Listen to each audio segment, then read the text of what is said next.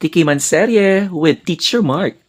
Habang naghihintay tayo sa ating debutant, ay naisipan namin kumain muna ng mga pika-pika at kumuha na rin ako ng aking drinks dahil inuuhaw na talaga ako. Pasensya na po. Inuhaw ako dahil sa mga nagbabagang chismis. Charos, wala pala. Gawa-gawa ko lang yun. Pero ang chismis talaga ang nagbibigay buhay sa akin kaya ako bumabangon. Kayo, kanino kayo bumabangon? Siyempre, ako, chismis at utang. Tinikman ko itong mini burger nila at ang sarap kapag may kasamang chika.